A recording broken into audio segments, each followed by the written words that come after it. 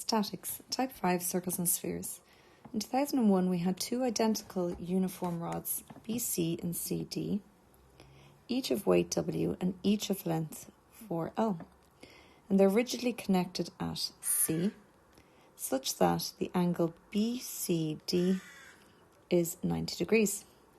The rods are resting in equilibrium, so in other words, they're just on the point of slipping, and they're in contact with the fixed rough circular peg of radius A, and the rod CD is horizontal and the rod BC is vertical. And we're given this piece of information that A is between the length of L and 2L. The coefficient of friction between each rod and the peg is mu, and mu is less than 1. So the first thing it wants us to do is to draw a diagram showing all of the forces acting on the rods. And the second thing it wants us to do then is to show that A is equal to L times 1 plus mu squared over 1 minus mu. So if we mark in the centre of the circle, I know that the radius, if I go straight up from the centre, will be at right angles to the tangent. So the rod CD is going to be a tangent to the circle. And that distance is A. And again, if I do the same across the radius, so from the centre of the circle, CB will be a tangent to that peg, which would be at A. Well, I know at those 2 points, the points of tangency, we're going to have reaction forces. So if I mark in my reaction force, it's going to act away from the point of contact. So if I call that R, and I have a second point of contact, so a second reaction force, which I'll call S.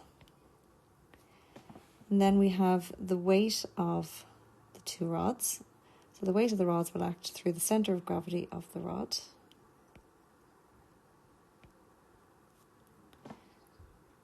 And through the centre of gravity of the rod.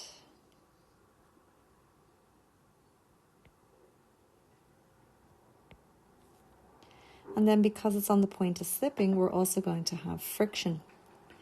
So if it's on the point of slipping, it's more likely to slip down off the peg. Okay, so I'll just make a note of that. It's likely to slip down. Okay, so if it slips down, then we would expect us to have frictional forces. So if I mark in my frictional force, I'll just use purple here so we can distinguish them. I'll have my frictional force acting away. It's going to be up here. I'll call that G, and frictional force then CD is more likely to move to the left, which means the frictional force will be to the right. Okay. So if I'll just mark in F and G are equal to friction. We have R and S are our reaction forces. And then W is obviously the weight. So if we mark in just one more thing on that, we were told that the length of the rods CD and CB are 4L. So that means the distance from the centre of gravity to the end is going to be half that. In other words, that's 2L. And that's 2L. The distance to the reaction force from C is going to be A, because that's the radius of the circle. From G to C is also going to be A, and from the weight we can see that is acting, so that's going to be 2L down here. Okay, so now we have all our distances marked in as well. What we can now start doing is looking at the law of coplanar forces. So our first one is that our left forces equal the right forces.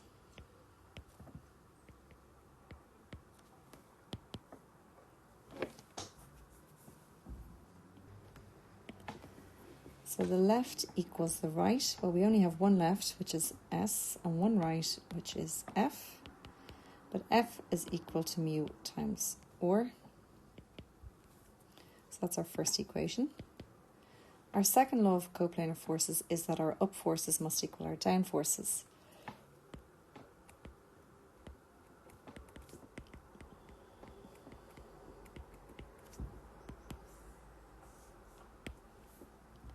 So our up forces there, we can see are or plus g, and our down forces is weight and weight. So we have or plus g is equal to weight plus weight. We know g is equal to mu times s. So in other words, or the reaction force must equal 2w minus mu s. So that's our second equation. And if I sub s into 2, well, that gives me or is equal to 2w minus mu, and s is mu times or. So that gives me or is equal to 2w minus mu squared or. And now I want to get or on its own, so I'm going to bring anything with an or to the right hand side. So that's or plus mu squared or is equal to 2w. Or is common, so that leaves me with 1 plus mu squared. And by getting or on its own, I have or equals 2w divided by 1 plus mu squared. So if I go back, what I need to do is try and get a. So I can see something's starting to happen here now because I have a 1 plus mu squared. So if I found out what or is, I could somehow use that to work out what s is. So if I sub or into 1,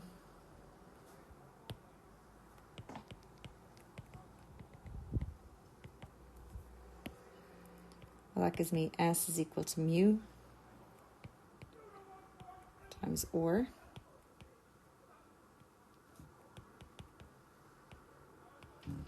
So that means I can say s is equal to 2 mu w over 1 plus mu squared. So I'm going to have to use this for my third law of coplanar forces, which is my clockwise and anti-clockwise moments, and somehow establish a relationship for A. Okay, so let's look at the system. And I need to figure out, well, if I'm getting my moments, I need to figure out where am I going to take my fulcrum, which is going to be the easiest place to take my fulcrum. So I'm going to take my fulcrum at C, so if I just star that at C, and therefore I can see which ones are going to have a turning effect and which will have no turning effect. So if I'm looking for perpendicular distances from C, if I look along the rod BC here, I can see G and W are going to have no turning effect because there's no perpendicular distance for G or for W. If I look along the rod CD, I can also see that F is going to have no turning effect because, again, there is no perpendicular distance. They're acting along the line of action, and therefore there is going to be no moment. So there's no moment for F, G, and W for CB. So that only leaves us then with S, the reaction force of CB with the peg, or the reaction force with the peg for CD, and W, the weight of the rod CD.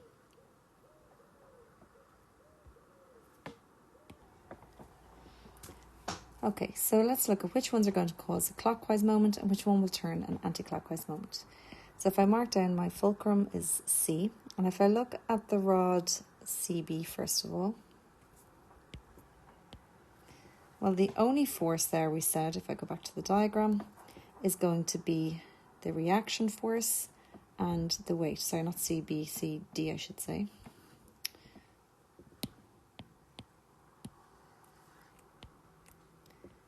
So we're going to have the reaction force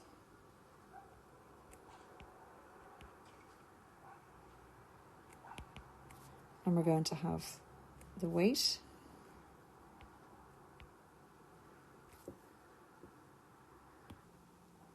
And I can see the reaction force is a distance of A, and the weight is a distance of 2L.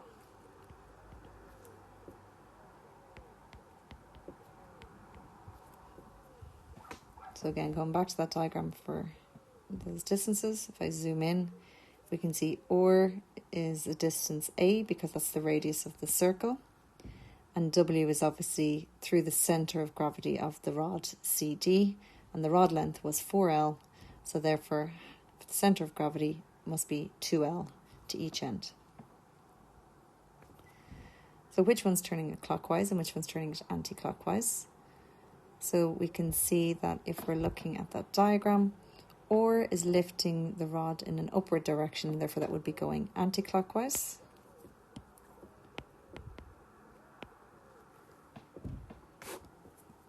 So its force would be ore times A. W is going to turn it in a clockwise moment, and therefore its force is W times the perpendicular distance, which is 2L. And we have one more force to look at, and that's for the rod CB. And our reaction force there was S, which is a distance of A to C, because the radius of the peg is A.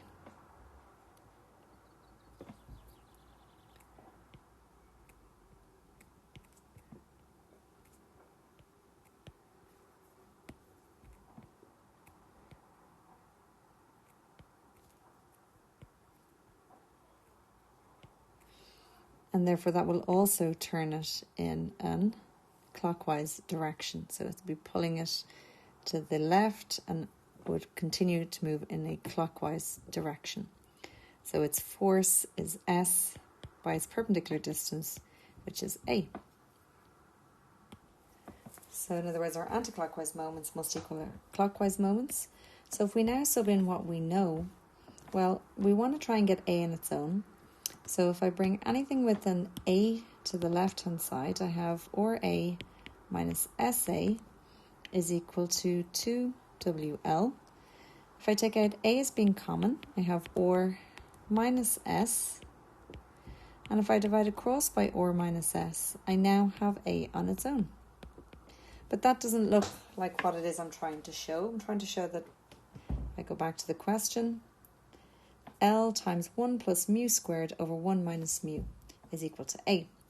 So I need to get rid of this or and the S, but we've worked out what or is. It's 2W over 1 plus mu squared. And I've worked out what S is. It's 2 mu W over 1 plus mu squared. So by subbing in for or and S, I'm now going to be left with everything in terms of mu, W, and L, which is what I want. So let's sub in or an S. So I have A is equal to 2WL all over or, which is 2W over 1 plus mu squared, minus 2 mu W over 1 plus mu squared. So the lowest common denominator there is 1 plus mu squared, which leaves me with 2W minus 2 mu W over 1 plus mu squared. So if I'm dividing by a fraction, that means I can turn it upside down and multiply. So in other words, I'm going to multiply the top and the bottom by 1 plus mu squared.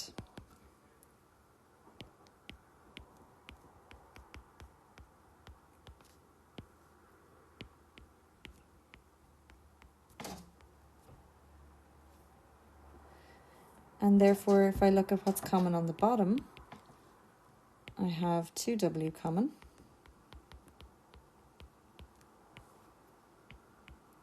If I take out 2W, I'm left with 1 minus mu.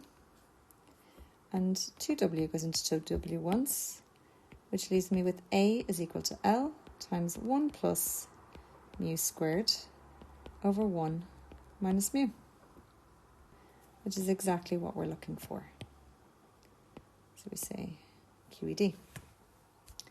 So we had 5 for getting that. We had 5 for setting up our clockwise moments equals our anti-clockwise moments. And we had 5 for getting or and S, and 5 for setting up our 2 equations. And we had 5 for drawing our, 10 I should say, for drawing our all the forces on our diagram. So again, always make sure you're drawing a nice big diagram when clearly marking in all of those forces acting on the rods.